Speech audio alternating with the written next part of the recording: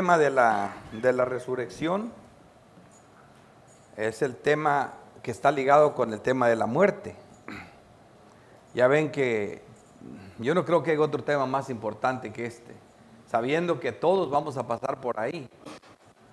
Y por otro lado vemos que de todas las carreras, la más respetada es la que tiene que ver con medicina. Doctores, tanto doctores como personas que descubren las medicinas, científicos, químicos. Entonces todas estas carreras están en una lucha, en una investigación, en un trabajo duro para investigaciones y poder determinar cómo curar nuestras enfermedades del cuerpo. Y también sueñan e intentan poder alargar los días del hombre. Entonces, como dice Jesucristo, ¿qué no dará el hombre por su vida? Todo.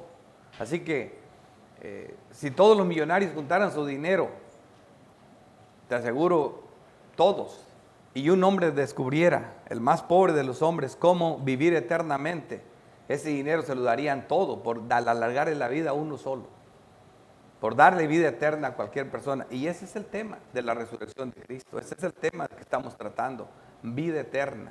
El problema de nosotros es que la gente parece no entender que nosotros tenemos un cuerpo que va a morir, tanto justos como injustos, pero tenemos un alma eterna. Y esa es la que está en fuego aquí. Así que hay un sentido en que tanto los buenos como los malos van a vivir eternamente. La diferencia es que es uno para condenación eterna y otros para vida eterna en Cristo Jesús y un glorioso vivir con Cristo. Así que por eso es importante el tema.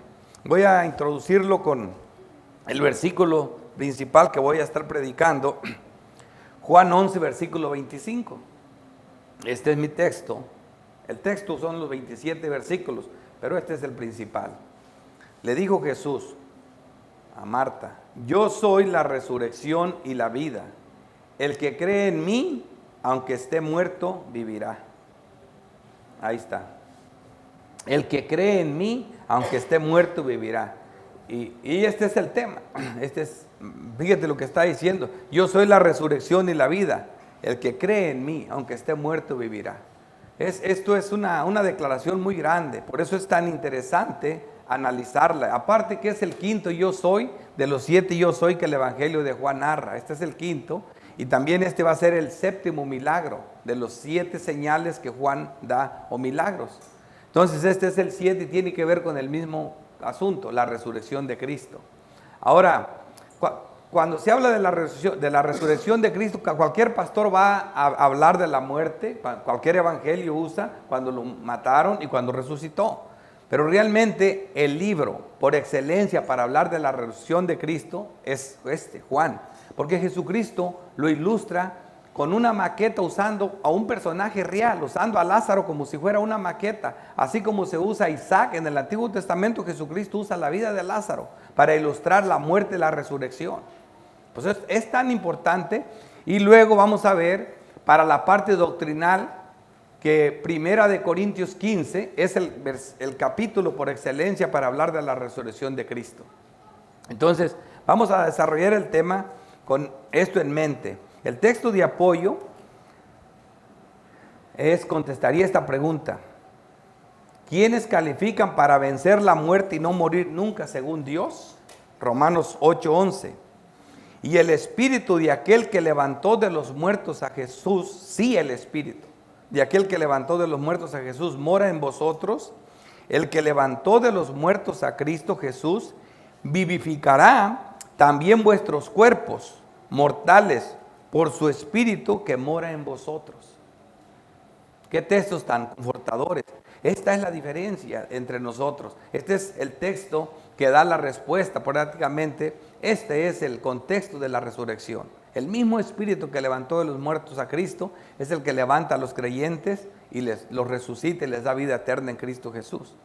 Así que vamos a desarrollar el tema de la siguiente forma. Este es el bosquejo. Punto número 1, la enfermedad para la gloria de Dios, del 1 al 6. Jesús aprovecha bien el tiempo del 7 al 19. Y por último, yo soy la resurrección y la vida, del 20 al 27. Sé que comencemos con la ayuda de nuestro Dios. La enfermedad para la gloria de Dios. Voy a comenzar leyendo. Juan 1, versículo 1. Estaba entonces enfermo uno llamado Lázaro, de Betania, la aldea de María y de Marta su hermana. María, cuyo hermano Lázaro estaba enfermo, fue la que ungió al Señor con perfume y le enjuagó los pies con sus cabellos.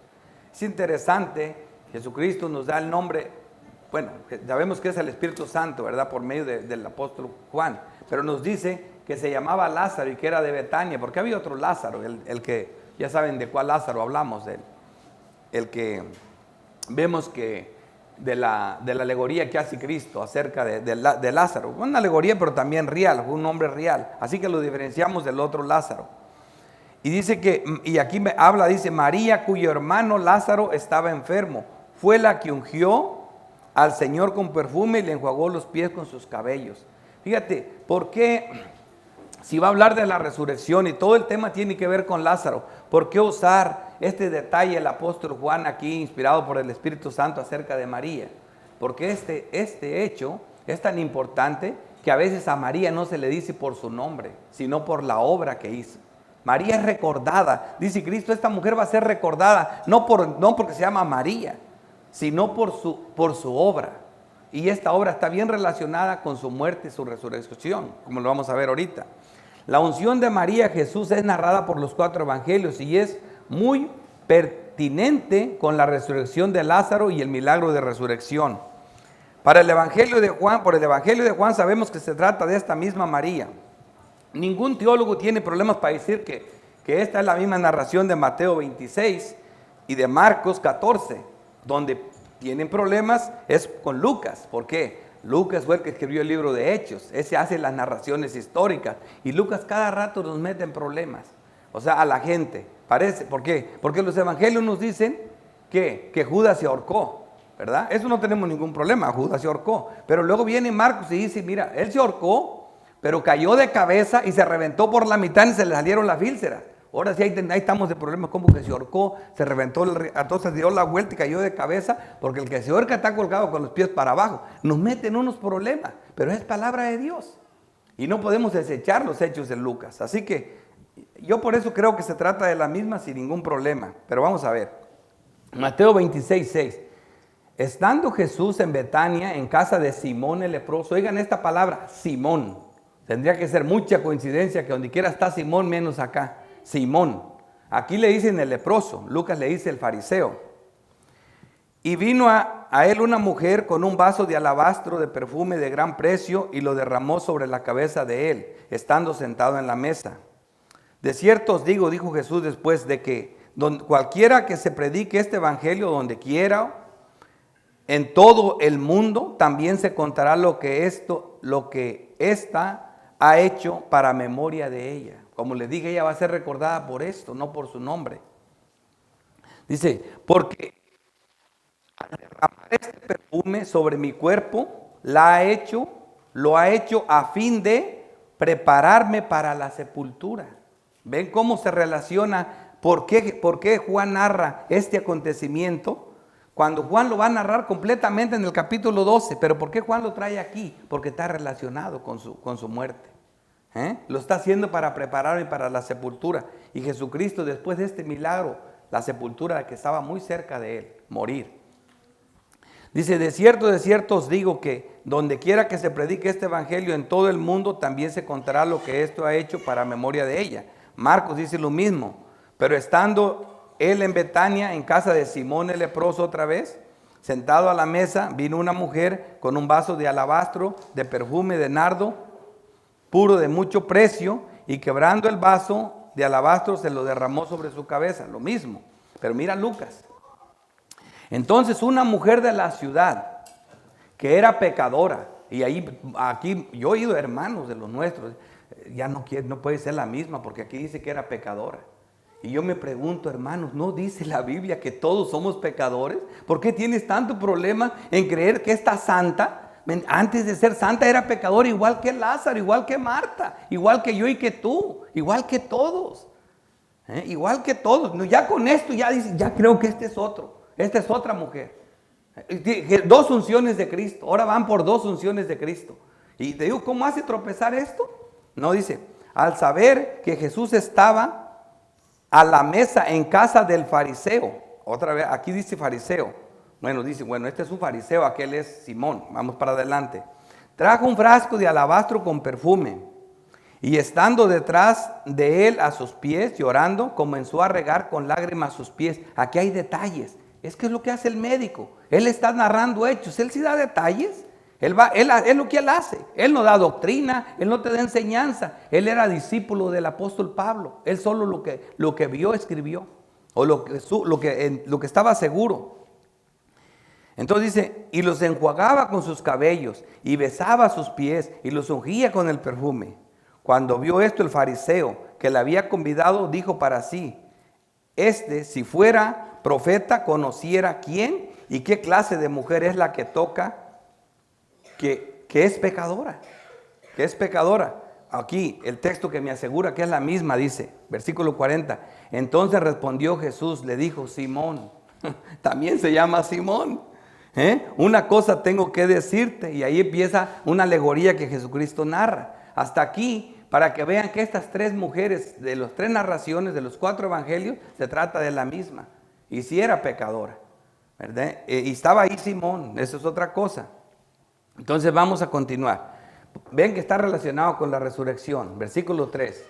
Enviaron pues las hermanas para decir a Jesús, Señor, he aquí el que amas está enfermo.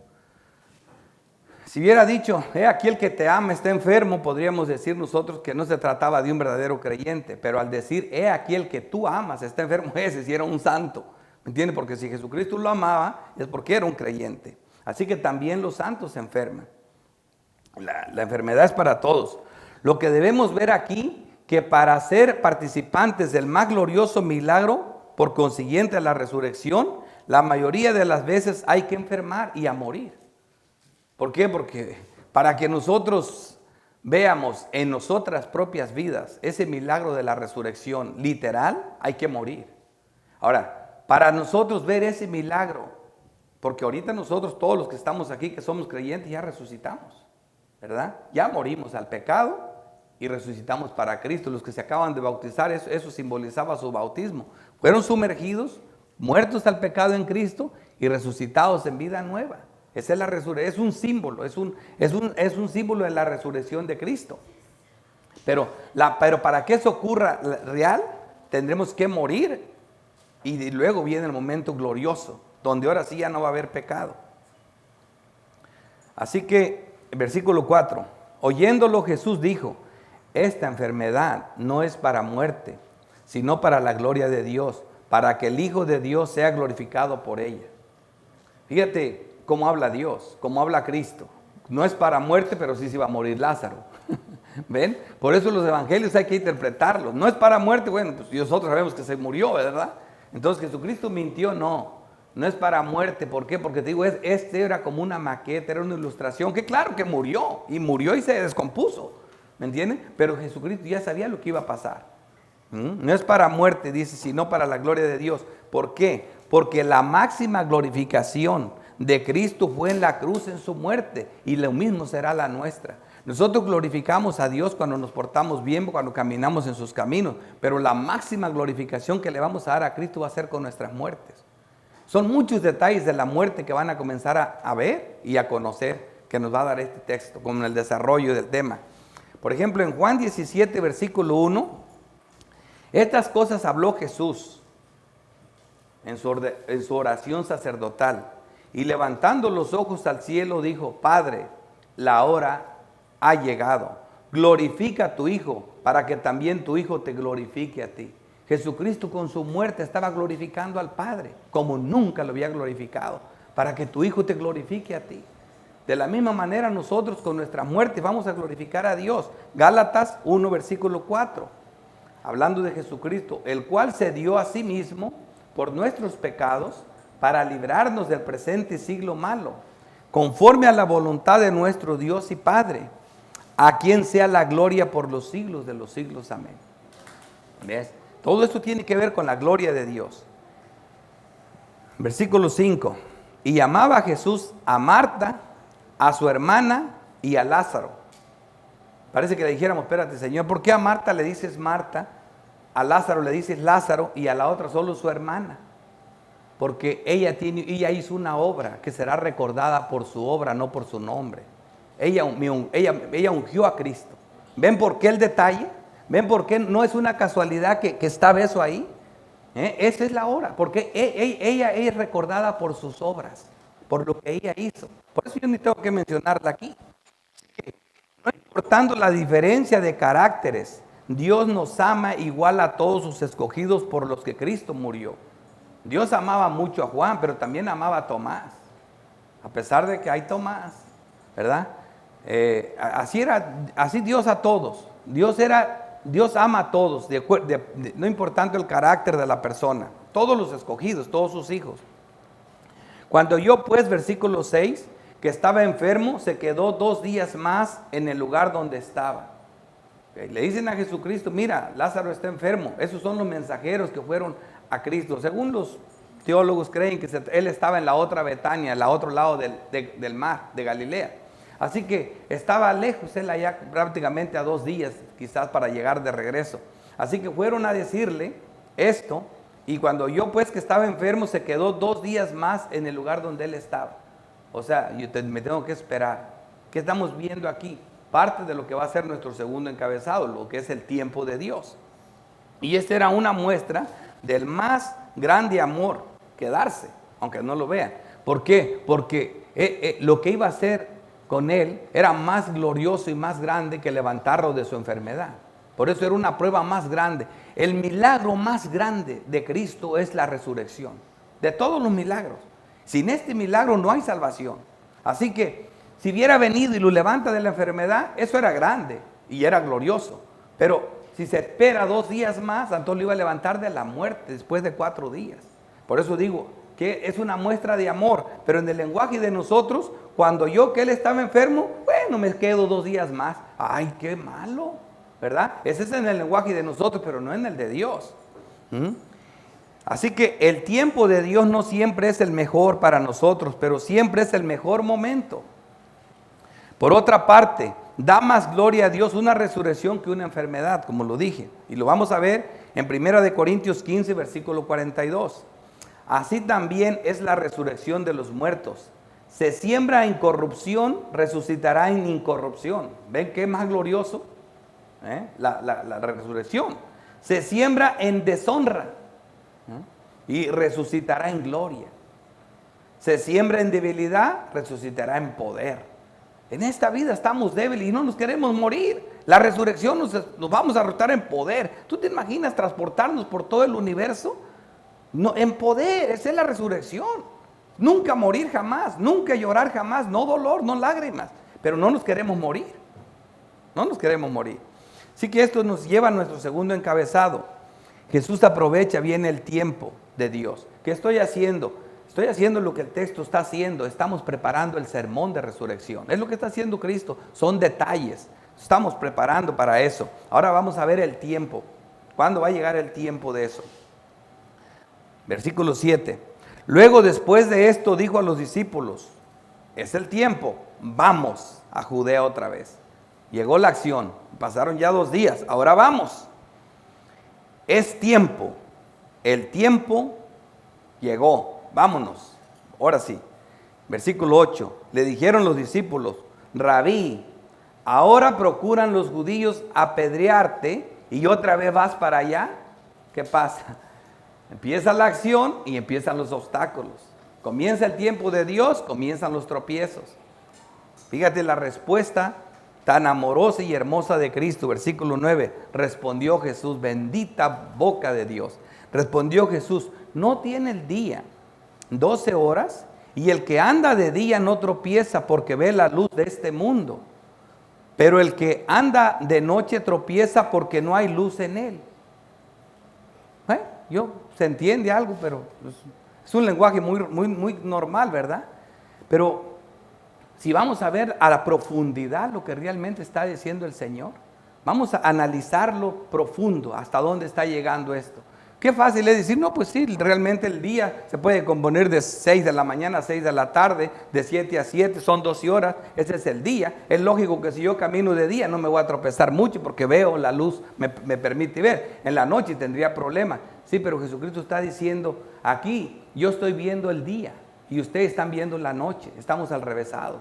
Yo estoy viendo, es tiempo de caminar. Y si yo voy de día, yo no voy a tropezar. Pero ustedes tropiezan porque ustedes están viendo la oscuridad. Porque no están haciendo la voluntad del Padre como yo la estoy haciendo. Eso es lo que está diciendo. Esta es una amorosa y profunda respuesta del tiempo adecuado. La obra de Cristo no sería interrumpida por miedo a la muerte. Él conoce su tiempo de vida, que es de 12 horas, de luz. ¿Verdad? Vean Lucas 13, versículo 31. Es su tiempo no lo cortará nadie. Vemos este texto que es importante. Lucas 13, 31. Aquel mismo día llegaron unos fariseos diciendo, según ellos, de muy buenas gentes, dice, sal y vete de aquí, porque Herodes te quiere matar, ayudándole. Fíjate la respuesta. Él les dijo, id y decir a aquella zorra, he aquí, echo fuera demonios y hago curaciones hoy y mañana, y el tercer día termino mi obra. ¿Qué diciendo? Yo me muero cuando Dios quiere, en el tiempo de Dios, no cuando Herodes diga. Hoy y mañana tengo un tiempo donde voy a hacer la obra de Dios y ahí no me mata ninguno. Él pasaba en medio de ellos y nadie lo hacía nada. Pero yo sé que en el tercer día completo mi obra. Yo sé cuándo me voy a morir y entonces es que voy a entregar mi vida. Pero no va a ser cuando Él quiera ni cuando nadie diga. Así que cuando camino de día yo no tropiezo. El que camina de noche es el que tropieza. Así también los que andan de día no tropiezan. Romanos 12, versículo 13. Andemos como de día, honestamente, no en glotonerías y borracheras, no en lujurias, lascivias, no en contiendas y envidia. Fíjate bien, sino vestidos del Señor. Aquí está lo que se hace de noche y lo que se hace de día. Vestidos del Señor Jesucristo y no proveas para los deseos de la carne. Por esa razón, dice, por eso el ay, por eso el dolor. Porque caminas no haciendo la voluntad de Dios. Cuando caminas en borracheras, en vicio, en problemas, hay dolor por aquí, dolor por acá, tropiezo por aquí, tropiezo por acá. ¿Por qué? Porque estás caminando de noche. Porque no estás caminando a la obra de Dios, porque no estás haciendo la voluntad de Dios y puros tropiezos. Pero Cristo dice, yo no. Por eso ya empezaron ustedes a tropezar, ya tienen miedo. Yo no tengo miedo porque estoy haciendo la obra de Dios. Y cuando yo estoy haciendo la obra de Dios no voy a tener miedo. Y eso es lo que estamos viendo aquí. Y luego vemos a ver este otro pasaje, primera de Juan 2:10. El que ama a su hermano permanece en la luz. Y en él no hay tropiezo. Haciendo la voluntad de Dios como cristianos no tropiezas. En él no hay tropiezo. Pero el que aborrece a su hermano está en tinieblas. Y anda en tinieblas y no sabe a dónde va, porque las tinieblas le han cegado los ojos. Ese anda en las 12 horas de noche, tropezando por todas partes, porque es un incrédulo. Pero el que ama a su hermano es un creyente, no tropieza, porque hace la voluntad de Dios. Porque el Espíritu Santo a eso nos guía. Pero la mejor enseñanza de cómo los santos debemos usar bien el tiempo de día está en este texto, Efesios 5, versículo 15. Mirad pues con diligencia cómo andéis. Fíjate cómo caminas. No como necios, sino como sabios. No como de noche, sino como de día. Aprovechando bien el tiempo. Otra vez, es lo que Jesucristo está haciendo. Aprovechando bien el tiempo, vámonos, es hora. Porque los días son malos. Luego continúa. ¿Cómo caminan los que caminan de noche? No os embriaguéis con vino en el cual hay disolución, antes bien sé llenos del Espíritu Santo, porque ahí se tropieza. Ahora los que caminan de día, dice, hablando entre vosotros con salmos, con himnos, con cánticos espirituales, cantando y alabando al Señor en vuestros corazones, que es lo que estamos haciendo hoy. Aquí no hay tropiezo. Aquí no hay tropiezo, haciendo la obra de Dios. Versículo 11. Ojalá que hayan entendido. Fíjate cómo se va desarrollando el tema. Por eso, esa respuesta es profunda, es amorosa. Pero si la vemos de una parte literal, no le sacamos todo el valor que tiene. Pero viéndola a la luz de la doctrina, es hermoso, ¿verdad? Hay un tiempo, el tiempo de Dios. Versículo 11. Dicho esto, ya les enseñé esto, estoy preparando el sermón, les dijo después, nuestro amigo Lázaro duerme, mas voy para despertarle. Él sigue dando buenos argumentos de la muerte, sigue enseñándonos cosas. ¿Por qué? Porque dice aquí, dicho esto, dijo, nuestro amigo Lázaro duerme, mas voy para despertarle. Lo primero que vemos es, en este texto Jesús llama amigo a Lázaro, a los creyentes, amigos. Dice, nuestro amigo. Jesucristo a un creyente le llama amigo. Tengan la seguridad que si no tienes un amigo, pero si eres creyente, tu mejor amigo es Cristo. Porque este texto lo dice. Y segundo dice, Jesús nos llama amigos aún después de muertos.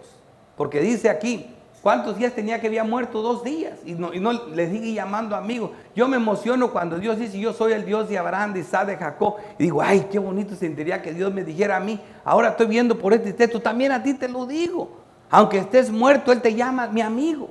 Señor, tu ex amigo, porque ya tiene 2 días que se murió. No, es mi amigo. ¿Entienden? A los muertos, ¿por qué? Porque Él sabe que a los muertos en Cristo no mueren, resucitan. Por eso le llama mi amigo. Todos estos son enseñanzas de la resurrección de Cristo. Y dice, nuestro amigo, otra lección. A todos los creyentes somos los mejores amigos juntamente con Cristo, nuestro amigo. Por eso tu mejor amigo debe de ser un creyente. Debe de ser un creyente. Porque tu mejor amigo es Cristo, pero también nuestro amigo. Cristo es nuestro amigo y nosotros somos amigos como creyentes. No es correcto que un creyente tenga mejor un amigo íntimo de un impío que de un creyente. Eso no es correcto. Y así vemos, dice, ¿cómo ve Jesús la muerte del creyente y como un hermano o como un hermoso dormir? Así la ve, así lo vemos ahí. También eso lo estamos viendo en este texto. Lázaro duerme, dice, Lázaro duerme. En 1 de Tesalonicenses 4:13, tampoco queremos, hermanos, que ignoréis, dice el apóstol Pablo, la doctrina acerca de los que duermen. Así le llaman los que mueren. No dice a los que mueren, no, de los que duermen. Un hermoso dormir. Hay muchos textos. David durmió con sus padres. Todos los santos de Dios durmieron con sus padres. Para que no os entristezcáis como los que no tienen esperanza. Así que la muerte de un creyente es como un hermoso dormir. Para que no te pongas triste como los que no tienen esperanza. Porque cuando nosotros estamos tan tristes por los muertos, estamos dudando de estas verdades. Dios te está diciendo, no te pongas triste, está durmiendo, está tranquilo. Dice, porque si creemos que Jesús murió y resucitó, así también traerá Dios con Jesús a los que durmieron en Él. Los que se murieron en Cristo. Van a venir, no te preocupes por ellos. ¿Ves cómo estamos viendo la muerte? Versículo 12. Dijeron entonces sus discípulos, Señor, si duerme sanará. Pero Jesús decía esto de la muerte de Lázaro, y ellos pensaron que hablaba del reposo del sueño. Seguían sin entender, como lo vimos en la escuela dominical, aún el apóstol Juan, que narró todo esto. ¿Sabe dónde entendió? En la cruz. Ahí fue que entendió todo esto. Ahorita esto lo está narrando con conocimiento porque se escribió 90 años después de lo que pasó. O sea, 90 años después de Cristo se escribió esto. Estás hablando que esto pasó en el año 30. Estás hablando que aproximadamente 60 años después, Juan estaba escribiendo esto. Así que la omnisciencia de Jesús hace aquí que sea difícil interpretar a Cristo. ¿Por qué? Porque dijeron ellos, sus discípulos, Señor, si duerme sanará, pero Jesús decía esto de la muerte de Lázaro. Él ya sabía. Así que vemos nosotros que Jesús sabe todo como Dios, aunque como hombre estaba limitado a su cuerpo humano. En Juan 2, versículo 24 nos dice, pero Jesús mismo no se fiaba de ellos porque conocía a todos. Y no tenía necesidad de que nadie le diese testimonio del hombre, pues él sabía lo que había en el hombre. Él sabía todo lo que estaba pasando como Dios. Por eso él sabía lo que realmente había pasado. Versículo 14. Entonces Jesús les dijo claramente, Lázaro ha muerto. Y me alegro. ¿Te imaginas qué lenguaje, verdad? Lázaro ha muerto y me alegro. ¿Te imaginas? Díselo a alguien que tenga un muerto. No te perdona nunca esa declaración. Que te diga, platícale a una persona, mi esposo ha muerto, y que te diga él, y me alegro. ¡Ah! No me puede decir peor cosa, esa no te la perdono nunca mientras viva. Pero eso dijo Jesús. Y me alegro, dice. Lázaro ha muerto, dice. Y me alegro por vosotros, de no haber estado ahí, por si te queda duda, de no haber estado ahí, para que creáis, vamos a Él, más vamos a Él, para que creáis, más vamos a Él. ¿Ves cuál es el propósito? Esto va para algo más glorioso. Esta muerte está ilustrando una verdad doctrinal tan gloriosa. Por eso Jesús dice, por ustedes me alegro, porque les quiero mostrar con un hecho, con un milagro tan grande y con muchos testigos que tengo poder sobre la muerte, aun cuando ya está el cuerpo en estado de descomposición. Ahora es tiempo oportuno. Ya después de haberles explicado el porqué de su demora, hay más gloria en levantar un muerto de 4 días en la tumba que un enfermo de la cama. Por eso me tardé. Versículo 16. Dijo entonces Tomás, llamado Dídimo, a sus discípulos, a sus discípulos, vamos también nosotros para que moramos con él. Míralo otra vez. O sea, si te pones a pensar realmente lo que él está diciendo, bueno, nosotros ya le dijimos que allá hay peligro, pero no entiende. Así que, ¿a dónde va? Al suicidio. Pues vamos a matarnos juntamente con él. Eso no es nada bueno lo que dijo. Él dijo, por decir, no le entendió nada de lo que le explicó. Así que no dijo, vámonos a morir con él. Así que no lo detenemos. Sabemos el peligro que está regresando allá, pero bueno, no entiende. Ya ves las respuestas que nos está dando, no se le entiende nada. Así que vámonos a morirnos con él. Eso es lo que dijo. La negativa de Tomás, como siempre, nunca falta un Tomás en ninguna iglesia y en ninguna conversación. Siempre hay un pesimista.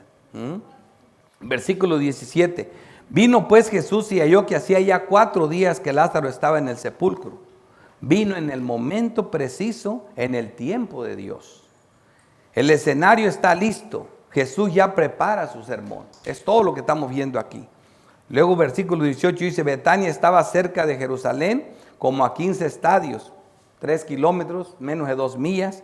Y muchos de los judíos habían venido a Marta y a María para consolarlas por su hermano. O sea, el escenario está listo, ya tengo el público, ya tengo el muerto, tiene 4 días, ya está toda la gente. Eso es lo que está diciendo Jesús. Ahora vamos a continuar. Vamos a seguir con nuestro tercer encabezado. Yo soy la resurrección y la vida. Aquí viene la enseñanza doctrinal y después viene el milagro. Ese es el próximo sermón, del 20 al 27. Entonces Marta, cuando oyó que Jesús venía, salió a encontrarle, pero María se quedó en casa. Y Marta dijo a Jesús, Señor, si hubieses estado aquí, mi hermano no hubiera muerto.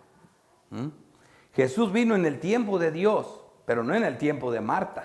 Para Marta llegó tarde, pero Él llegó en el momento oportuno. ¿Ven cómo las cosas de Dios, los pensamientos de Dios no son como los nuestros? Más también sé ahora, fíjate con qué conocimiento, más también sé ahora que todo lo que pidas a Dios, Dios te lo dará. Eso es fe. Estos eran santos los 3. Eso es fe y es un conocimiento de Dios. Esto es fe y confianza en Cristo, con conocimiento escritural. Jesús le dijo, tu hermano resucitará. Marta le dijo, yo sé que resucitará en la resurrección en el día postrero. Conocía de esa resurrección, estaba segura de eso, pero por la realidad, la parte literal, ya no había nada que hacer.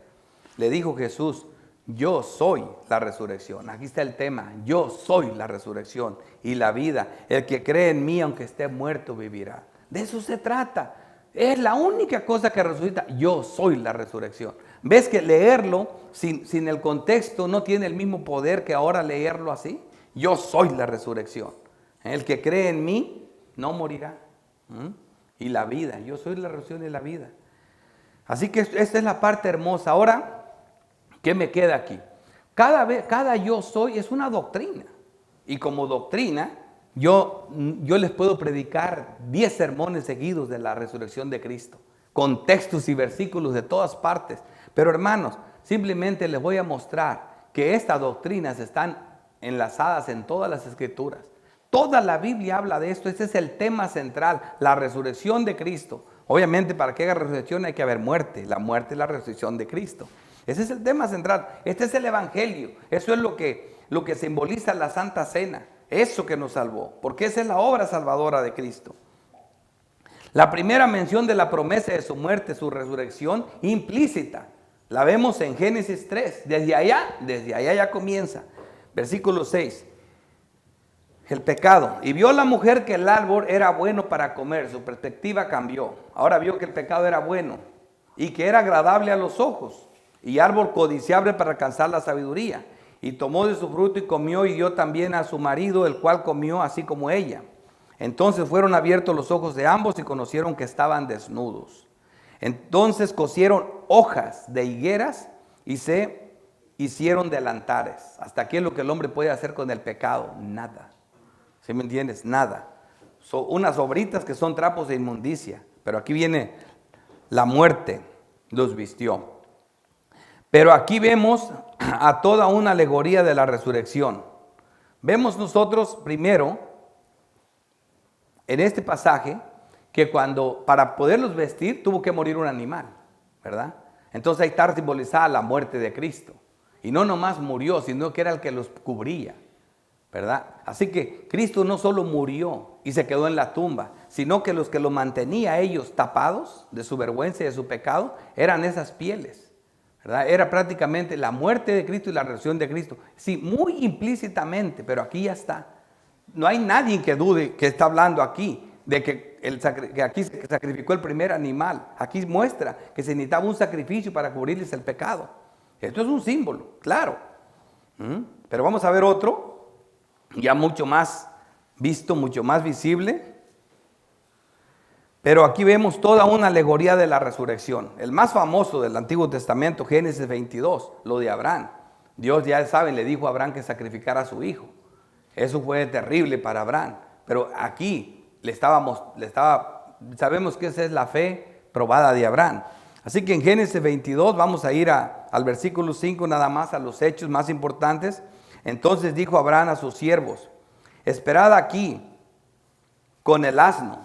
Cuando iban ellos a subir la montaña, le dice a su siervo: aquí quédense ustedes con el asno, yo me voy junto con Isaac cargando su leñita para el sacrificio. Dice, y yo y el muchacho iremos hasta ahí, adoraremos y volveremos a vosotros. Estaba seguro que iba a resucitar el muchacho. Esto es un tema de la resurrección. La muerte, yo sé que lo voy a matar, pero sé que él va a resucitar, yo sé que vuelvo con él. Aunque Dios me dijo que lo vaya a entregar, eso es fe en la resurrección de Cristo. Entonces habló Isaac a Abraham su padre y dijo: Padre mío. Y él respondió: heme aquí mi hijo. Y él dijo: he aquí, tengo el fuego y la leña. Yo tengo todo preparado. ¿Dónde está el cordero para el holocausto? Y le respondió Abraham: Dios se proveerá de cordero para el holocausto, hijo mío. E iban juntos. Y sí, pues, ahí estaba enredadito el cordero para el holocausto. Cristo, está apuntando todo esto a Cristo, a su muerte de Cristo, como lo único que expía el pecado de los hombres. Por eso digo, esto de su muerte, su resurrección, esto es grande. Ahora, yo aquí veo claro la muerte, pero tú dices que aquí estás hablando de la resurrección. ¿Dónde está la resurrección? Bendita doctrina. ¿Cómo los apóstoles interpretan bien este pasaje? Hebreos 11, la galería de la fe, versículo 17. Por la fe Abraham, cuando fue probado, ofreció a Isaac. Y el que había recibido las promesas ofreció su unigénito, habiéndoselo dicho: en Isaac te será llamada descendencia. Sin embargo, lo ofreció, pensando que Dios es poderoso para levantar aún de entre los muertos, de en donde en sentido figurado también le volvió a recibir. ¿Ves? Aquí está la resurrección. Aún la resurrección. Y todos los sacrificios del Pentateuco, todo el Antiguo Testamento, eran tipos del sacrificio de Cristo, que es su expiación por el pecado. Cuando tú lees esos, te cansas de matanza, animales, miles y miles. Oye, apunta, esa sangre apunta a la sangre de Cristo. ¿Ves que es el tema central? Libros interminables hablando de sacrificios. Todo tiene que ver con esto de la muerte de Cristo, para que Cristo resucitara también. Vemos, hermanos, lo de la Pascua también. Vemos también, eso es interesante, cuando Dios va a rescatar a su pueblo de Egipto, la única manera que no murieron junto con los egipcios, cuando el ángel de la muerte dejó caer su mano sobre Egipto, fue porque se sacrificó un cordero. Simbolizaba la muerte de Cristo. Se miraba, el ángel veía la sangre en los postes de las casas y ahí no moría ninguno, ¿verdad? Así que alguien murió para salvar la muerte de Cristo. Ese es el tema hermoso. Y así vemos por todas partes, por eso se celebraba la Pascua, apuntando a eso. Ahora vamos a verlo en el lenguaje hermoso de los Salmos. Salmo 16, versículo 10. Porque no dejarás mi alma en el Seol. Fíjate, qué seguridad de resurrección. Ni permitirás que tu santo vea corrupción. Eso es hermoso. Y luego el Salmo 49, 15. Pero Dios redimirá mi vida del poder del Seol, porque Él me tomará consigo. ¿Cómo sabemos que estos textos tienen que ver con la resurrección? ¿Verdad? Está bien claro.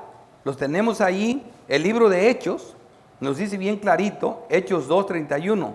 Viéndolo antes, habló de la resurrección de Cristo, hablando lo de David, que su alma no fue dejada en el Hades, ni su carne vio corrupción.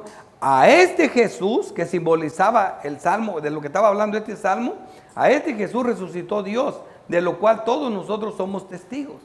¿Ves por qué está claro esto? Aquí está la explicación del Salmo 49, el Salmo 16, que se trataba de Cristo. Y vemos otro de los pasajes proféticos de la resurrección ya. Y estoy citando uno solo, nomás me voy al más importante. No quiere decir que todos los profetas hablaron de la muerte y resurrección de Cristo. Pero mira, nadie como Isaías 53, ¿verdad? Nadie. Versículo 9. Y se dispuso con los impíos su sepultura, más con los ricos fue en su muerte, aunque nunca hizo maldad ni hubo engaño en su boca. Con todo eso Jehová quiso quebrantarlo, sujetándolo a padecimiento. Cuando haya puesto su vida en expiación por el pecado, verá linaje, vivirá por largos días, y la voluntad de Jehová será en su mano prosperada. Todo esto aquí está bien clarito. Mira, cuando haya puesto su vida en expiación por el pecado, muerte. Verá linaje y vivirá por largos días, resurrección. Y la voluntad de Jehová será en su mano prosperada, resurrección. Y verá el triunfo de la aflicción de su alma, resurrección. Y quedará satisfecho. Por su conocimiento justificará a mi siervo justo a muchos y llevará las iniquidades de ellos, resurrección. Muerte y resurrección. Es hermoso esto. Así que la historia apostólica confirma el cumplimiento de las promesas de resurrección. Vamos a ver Mateo 22, versículo 31.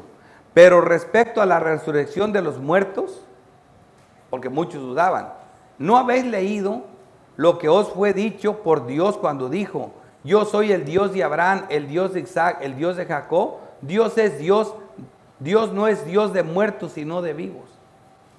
El hecho de la resurrección, Cristo lo aclaró clarito. La resurrección va. Aquí vemos otro texto importante, lo de Simón. Simón vio la muerte y la resurrección de Cristo. Él siempre esperaba que Dios le había prometido por el Espíritu que él no iba a morir hasta que tuviera al niño en sus brazos, que él iba a ver la salvación de Israel. Y estas fueron las palabras que él pronunció. Cuando hablamos de resurrección vemos un levantamiento. Eso es resurrección, un resurgir. Y aquí en Lucas 2:34 dice: y los bendijo Simón cuando tenía el niño en las manos y dijo a su madre María: he aquí, este está puesto para caída y para levantamiento de muchos. Él es el que iba a resucitarnos de los muertos, de muchos en Israel, y para señal que será contradicha. O sea que él estaba muerto para caída y para levantamiento de muchos. Muerte y resurrección. Jesús habla del juicio de justos e injustos, que él como juez ejercerá sobre todos nosotros. Juan 5:28. No os maravilléis de esto, porque vendrá hora cuando todos los que están en los sepulcros oirán su voz. Ni muerto, oigan bien, oirán su voz los muertos. Y los que hicieron lo bueno saldrán a resurrección de vida. Yo soy la resurrección y la vida. Mas los que hicieron lo malo a resurrección de condenación. ¿Ven que este es un asunto serio? serio, importante. Los apóstoles dieron enormes testimonios de la resurrección de Cristo. Hechos 4, versículo 33. Y con gran poder los apóstoles daban testimonio de la resurrección del Señor Jesús. Y abundante gracia era sobre todos ellos. Los apóstoles dieron abundante información de la resurrección de Cristo en el libro de los Hechos. Llegando a la doctrina, vemos una vez más cómo los apóstoles declaran las promesas de resurrección profetizadas por las Escrituras, como en Romanos 1:3, acerca de su Hijo nuestro Señor Jesucristo, que era del linaje de David según la carne. Fíjate cómo lo dice, que fue declarado Hijo de Dios con poder según el Espíritu de santidad, por la resurrección de entre los muertos. No solo Primera de Corintios 15 habla de la resurrección, o Romanos 6, que esos son los más importantes, pero también muchos textos claritos hablan de la resurrección de Cristo, de la doctrina. La verdad doctrinal a la cual el bautismo por agua simboliza. Oigan bien esto, en Romanos 6, este texto se lo leía a los que se bautizaron. Porque somos sepultados juntamente con Él para muerte por el bautismo. Es un simbolismo. A fin de que como Cristo resucitó de los muertos por la gloria del Padre, así también todos nosotros andemos en vida nueva. Porque si fuimos plantados juntamente con Él en la semejanza de su muerte, muerto al pecado, así también lo seremos en la resurrección, levantados a la resurrección, vida nueva. Está bien claro. Romanos 8:11. Y si el espíritu de aquel que levantó de los muertos a Jesús mora en vosotros, el que levantó de los muertos a Cristo Jesús vivificará también vuestros cuerpos mortales por su espíritu que mora en vosotros. Resurrección. Clarita. Eso es todo el tema. Vemos nosotros que dentro de las 10 reglas generales de la interpretación en el estudio de la hermenéutica, vimos las dos primeras reglas. La primera, la relación de los dos testamentos, y la segunda es la analogía de la fe. Y dentro de estas reglas, la regla número 10 es muy importante. De las 10, la séptima que enseña es esto. Dice, enseña que para hablar de las doctrinas siempre debemos ver los textos de plena mención o explicación amplia. Como ejemplo, la resurrección de Cristo que está en 1 Corintios 15. Ahora, ¿solo 1 Corintios 15 habla de la resurrección de Cristo? No, hermano, toda la Biblia. Pero si ustedes quieren saber doctrinalmente de la resurrección de Cristo, vayan a 1 Corintios 15 y lean todo el capítulo y se quedan admirados. Se hacen unos maestros en la resurrección de Cristo. ¿Por qué? Porque este para mí es el más importante. ¿Por qué? ¿Por qué estoy dándole con la resurrección? ¿Por qué tanto énfasis? ¿Por qué? Porque sin la resurrección de Cristo no hay evangelio y por lo tanto no hay salvación. Por eso, aquí en 1 Corintios 15, versículo 12 dice, pero si se predica de Cristo, que resucitó de los muertos, ¿cómo dicen algunos entre vosotros que no hay resurrección de muertos? Porque si no hay resurrección de muertos, tampoco Cristo resucitó. Y si Cristo no resucitó, vana es entonces nuestra predicación. Vana es también vuestra fe. ¿Qué les dije? Que el tema de hoy, el sermón de hoy es el más importante que he predicado. Es serio. La resurrección de Cristo es lo que define nuestras vidas. Es nuestra vida eterna. Es la seguridad de nuestra fe. Si no hay resurrección, no hay nada. Y no solo eso, sino que somos hallados falsos testigos de Dios, porque hemos testificado de Dios que Él resucitó a Cristo, el cual no resucitó, si en verdad los muertos no resucitan, que eso es mentira. Nosotros sabemos que sí. Versículo 16, porque si los muertos no resucitan, tampoco Cristo resucitó, eso es obvio. Y si Cristo no resucitó, vuestra fe es vana y aún estáis en vuestros pecados. No hay nada, no hay evangelio. No hay evangelio. Mas ahora, bendito Dios, Cristo ha resucitado de los muertos, primicia de los que duermen es hecho. Versículo 51. He aquí os digo un misterio, no todos dormiremos, o sea, no todos morirán, pero todos seremos transformados. ¿Por qué dice este texto? Porque si Cristo viene en una semana, Muchos, y aquí vamos a estar casi, espero que todos estemos vivos y seremos transformados, pero el resto va a morir, ¿verdad? Seremos transformados, así que no van a pasar, no van a haber muerte, van a haber una transformación a un cuerpo glorificado. Dice, versículo 52, en un momento y en un abrir y cerrar de ojos, al final de la trompeta, porque se tocará la trompeta y los muertos serán resucitados incorruptibles y nosotros seremos transformados. Los muertos van a resucitar, pero si nosotros estamos vivos cuando el Señor venga, seremos transformados al mismo cuerpo de ellos, un cuerpo de luz glorificado. Versículo 53, porque es necesario que esto corruptible se vista de incorrupción y esto mortal se vista de inmortalidad. ¿Ves lo hermoso que es esto? El que no quiere morir y resucitar, quiere seguir en corrupción, en putrefacción, como Lázaro. Si Lázaro no hubiera resucitado, sigue pudriéndose. Ya olía bien mal, pero hubiera seguido peor. Pero resucitó. 54. Y cuando esto corruptible, esto de que se descompone, se haya vestido de incorruptible, esto mortal se haya vestido de inmortalidad. Al no querer morir, al tenerle tanto miedo a la muerte, es como si quiere seguir en este mundo de pudrición, en esta vida. ¿No quiere ser inmortal? Dice, entonces se cumplirá la palabra que está escrita: sorbida es la muerte en victoria. ¿Dónde está, oh muerte, tu aguijón? ¿Dónde está, oh sepulcro, tu victoria? La resurrección de Cristo pone fin a la muerte, la deja derrotada por completo. Y nosotros a ella también, a la muerte. ¿Ven por qué es glorioso esto? Es grande. Por la resurrección de Cristo nacemos de nuevo. Primera de Pedro 1:3. Bendito el Dios y Padre de nuestro Señor Jesucristo, que según su gran misericordia nos hizo renacer, o sea, volver a nacer, para una esperanza viva. ¿Cómo? Por la resurrección de Jesucristo de los muertos. Si Él no hubiera resucitado, no renacemos. Primera de Pedro 3:18. Porque también Cristo padeció una sola vez por los pecados, el justo por los injustos, para llevarnos a Dios, siendo a la verdad muerto en la carne, pero vivificado en el Espíritu, resucitado por el Espíritu de Dios. Los últimos dos versículos. Y todo aquel que vive, versículo 26, y todo aquel que vive y cree en mí, no morirá eternamente. ¿Crees esto? Le dijo, sí, Señor, yo he creído que tú eres el Cristo, el Hijo de Dios que ha venido al mundo. Ahora, como resumen, yo hago la misma pregunta. ¿Crees esto? Porque si no crees esto, no hay nada, ¿verdad? Eso es lo que le dice, crees esto, y todo aquel que vive y cree en mí no morirá. Si no crees esto, no hay resurrección, no hay vida. ¿Crees esto? Esa es la realidad, este es el tema. Esa es la enseñanza que le dio a esta mujer aquí. Imagínate, qué hermoso. ¿Crees esto? Y vas a vivir.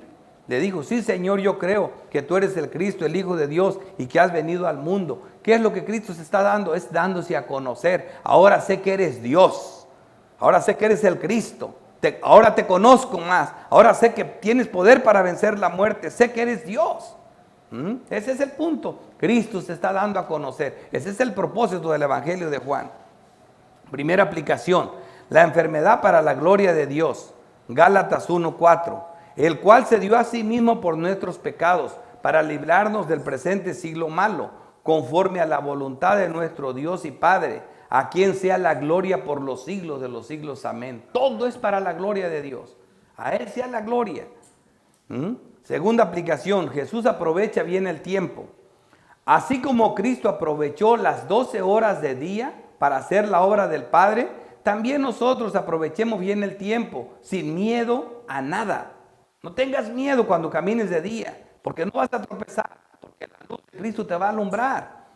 En 1 Tesalonicenses 5:5 dice, porque todos vosotros sois hijos de la luz e hijos del día.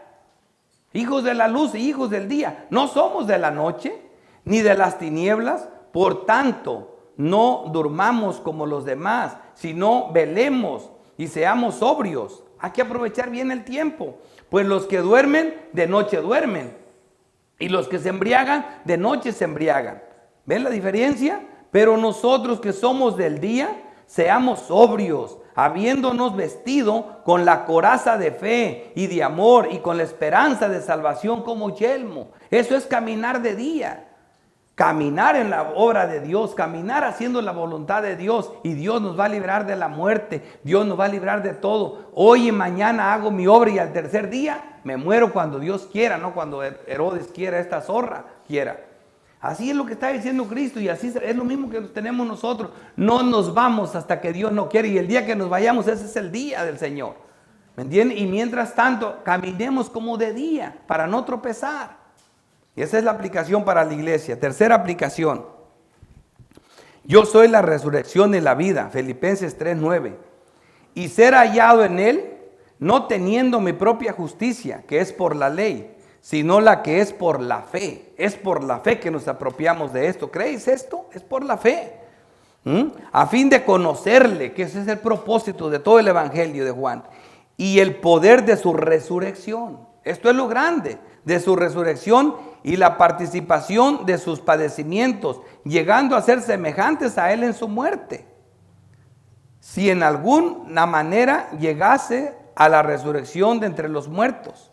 ¿Me entiendes? Si en alguna manera llegase a la resurrección de entre los muertos. O sea, seremos semejantes a él.